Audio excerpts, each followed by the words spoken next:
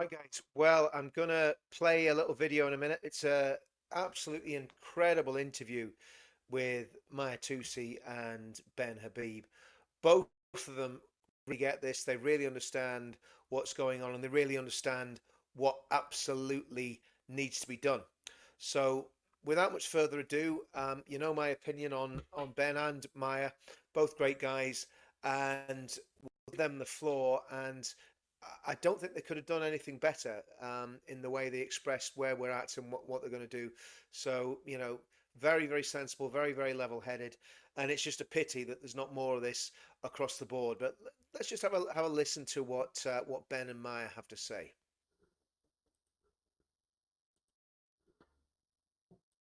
To go to Benjamin. Hello, how are you? Very well indeed, Maya. How are you? Good, good. Well, it's been a roller coaster. It You're always now is, the isn't it? It always is. you're now the chief troublemaker, so that's good to know. So it's I'm sure you've been a lot of people have been checking the news the last few days, what's been going on with the whole reform and everything else. But you have been quite outspoken, but you've been honest and transparent that for some time now, you've been trying to help the party, the movement, to do things better so that you can actually take the opportunity, use the opportunity when it comes to democracy. Because I think you are more concerned about what's happening in the country. I think people like you put country before parties, political parties. And for example, your fight against the Brexit deal, a lot of people were around celebrating, saying, "Yeah, we got Brexit, everything's fine now." But you continue the fight, saying, "Guys, wake up! It's not finished yet." So tell us about obviously the late last few days. What sort of feedback you've got after your decision to officially leave Reform UK, and has it been positive? Have you been getting attacked? What's going on?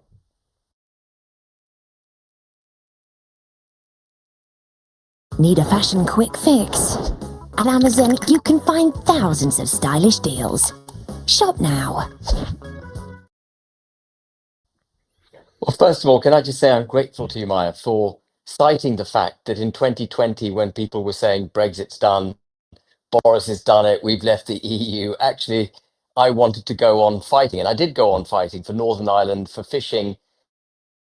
June Mumley's done a great job on fishing, so I've kind of left her to get on with that. But I was, standing shoulder to shoulder with her. I continued the fight for Northern Ireland.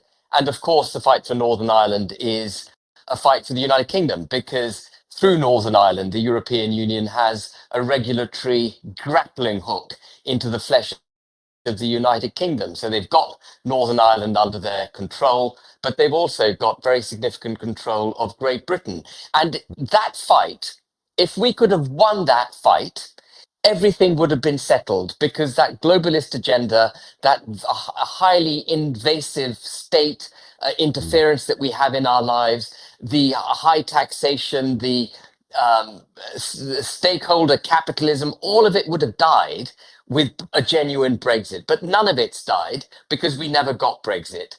And that's why, in a way, the fissures have opened up between myself and Nigel, because Nigel was one of the guys who does say that Brexit's done. He does, to be fair to him, also say that we didn't move far away enough from the EU to reveal the benefits of Brexit. But actually, I think it's much more fundamental than that.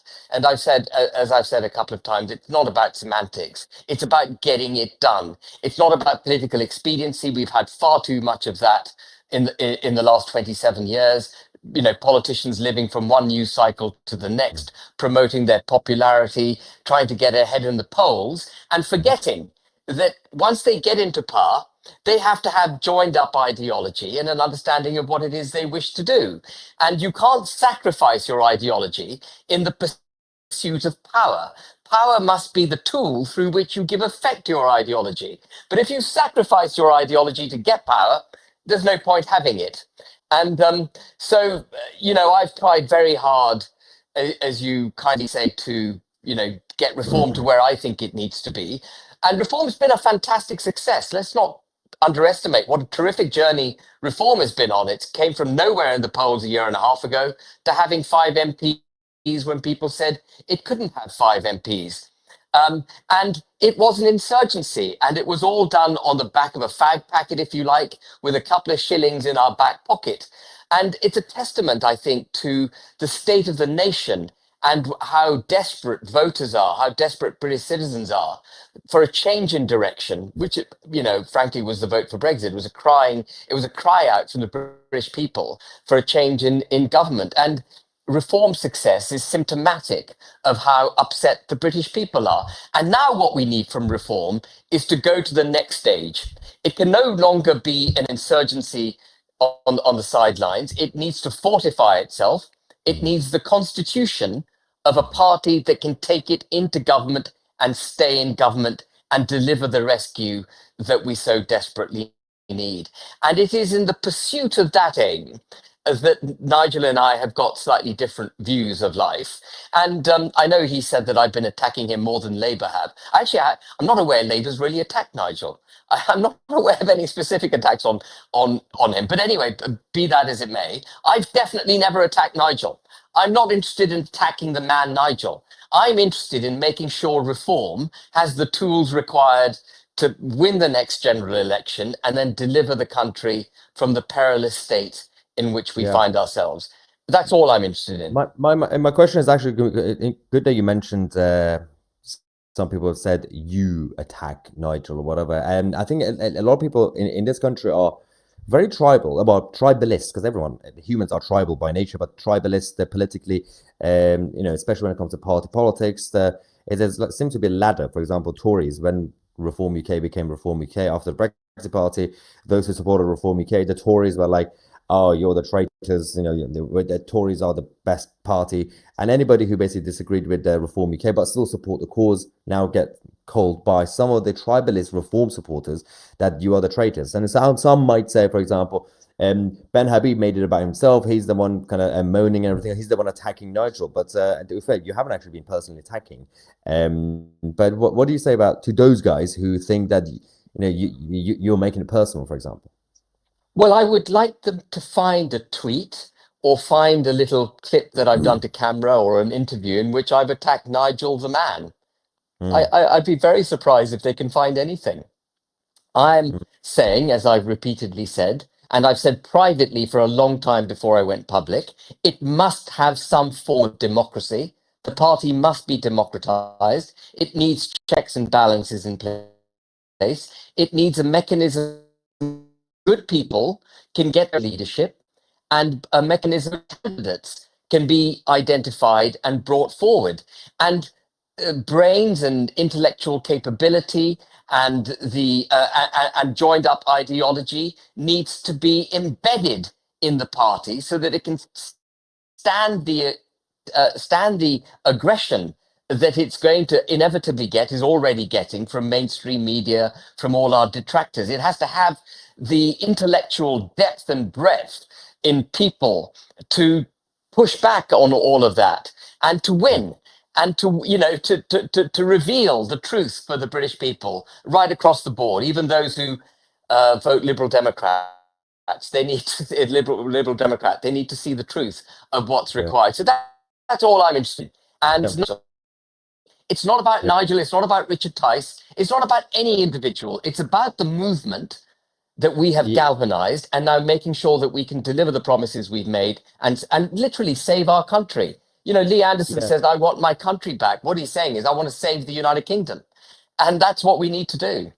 This is the thing. I think a lot of people follow figures and individuals. And even when it comes to parties, I don't understand why there's this obsession with, instead of focusing on values and causes, everyone says, okay, do that party or do that political party or join this party or go back to the other party or start a different party. Stop with the concept of parties. Start with the values first and the cause first. And then we can talk about Absolutely. Everyone's tribal. It's like a football team. Everyone's like, oh, you left Chelsea. Now you have to join Arsenal. No, go with Tottenham. Stop with the party politics. For once, it's not really reality. But you're so right, Maya. You're so right, because what we need to do, there are many people in the country who know that something isn't right. And what they need to do is sit down and figure out what is it that isn't right and write it down.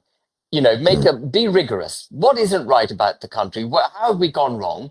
And then come up with a set of solutions and come up with a bedrock for the ideology that's going to deliver the solutions, so that when you're presented with new problems which inevitably turn up, like, for example, the assisted dying bill, so you have an ideology, a bedrock, which will guide you when you come up against these new issues.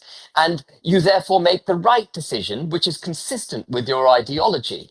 And that's what we need to do. We need to have, we need to create that ideological bedrock, having identified the problems, and therefore being able to propose robust solutions, and then have the people Yeah. to deliver those solutions. Speaking of ideologies and causes and everything else, and the bedrock of the values, you obviously are focusing on these things, and you were recently associated with that lot, with the Unite the Kingdom society. We've had 3 successful rallies, very peaceful, family friendly. Everybody came, and we recently had the pledge launched, and you were there. You signed the pledge as well.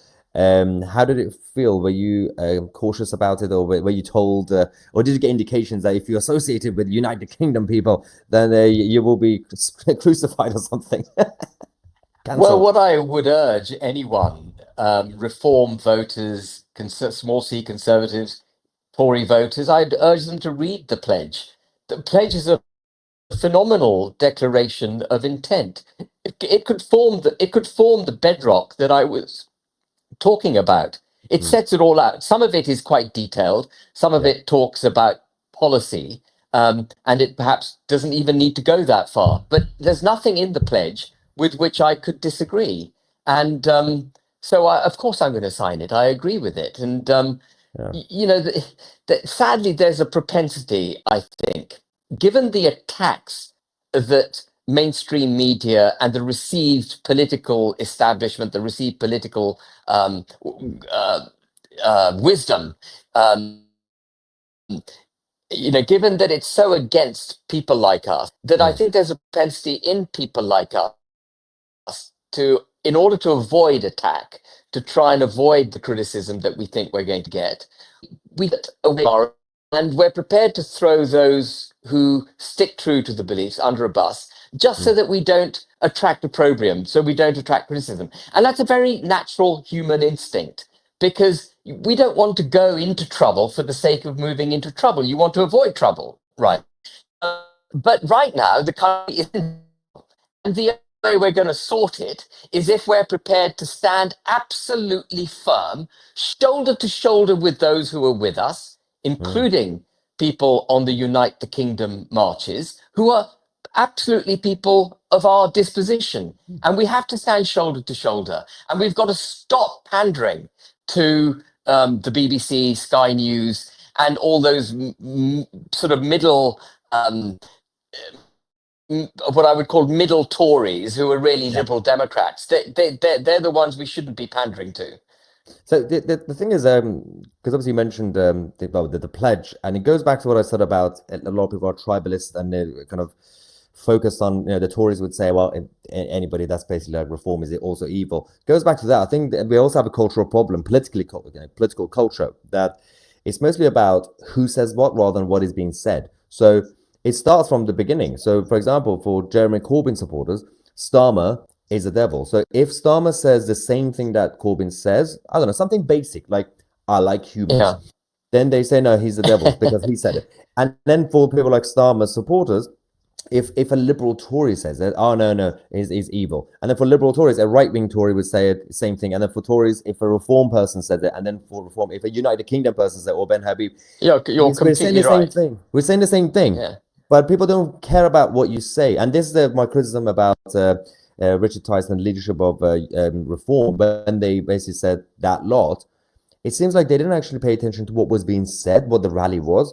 And they were just saying, well, because it's organized by the United Kingdom, then it's bad. But they're saying the nice things. They're not even attacking anybody. No, I mean, I agree. And I think that we've got to stop it. We've got to stop it. We've got to be united. And, the other, I do not want this interview to turn into a repeat of my video the other day that I put out when I said I was severing links with the party. But, the other thing that worries me about Reform is its apparent obsession with recruiting Tories. And, that might be politically expedient because you can create a base and a political force in local, in parish councils, in local councils, district councils, and therefore Parliament. But in doing that, in the pursuit of power through that mechanism, reform will cease to be that which it needs to be in order to save the country. And then we'll just end up with the same old nonsense again. So my appeal to reform, to Nigel and Richard and others, is stay true to what it is we know needs to be done to save the country. And that is an uphill struggle, and it will be more difficult to win by staying true. But that does mean that when you do win, and I think we would win, you've got all the right, the political support, the backing of the people to deliver the results on which you stood. If you stand on a false ticket, unfortunately, you can never then deliver the right deal. Yes, absolutely spot on. Actually, on that. So there we go. We have the answer that Ben and Mahyar sat down together. They had a proper conversation. None of the nastiness that we got from some of the mainstream channels when Ben left Reform, which is very, very strange because you wouldn't think they'd be too supportive of Reform either. But there you go. And Ben made very clear commitments there that he's in this for the long haul. He's in this for the country. He's not making snap decisions on where he goes or what he does. And the way he spoke out about the pledge was an absolute pleasure to listen to, because that's how we all feel about the pledge. We know that the pledge has got the ability to save this country. And it's not in the interview that I showed there, but later on in the interview, he talked about meeting UKIP. He talked about possibility of forming a new party. So he's on this. Ben is absolutely on this, and I think they smashed it. I think Mahyar did a fantastic job, and Mahyar was mentioning the pledge as well, because people that are right-minded know that the pledge is a massive way to going, a massive step in the right direction to fixing this country, and that's what it's all about, and that's why Ben was happy to sign the pledge, because it makes perfect sense. What we're planning, what we're trying to do makes perfect sense, and there's thousands of other people like Ben that have signed. So all I'm saying is, get out there, sign the pledge, get on the. All you got to do is open your computer or open your phone, and it takes about 10 seconds to do. So yeah. Anyway, that's me checking out. I'll see you all soon, and enjoy the rest of whatever you're doing today. And obviously, from here on in, we're going to fight. And obviously, from the point of view of what we're doing, all I'm going to ask you to do is like and subscribe. Go across to my new channel, Counter Media. Like and subscribe to that. We want to try and build that up. Hopefully get it monetized. Hopefully be able to get it so it's getting a massive amount of traffic. Again, so that we can bring you the content that you deserve to see. Because not too many people are telling the truth out there. There's a lot of people tickling people's ears or using clickbait. No.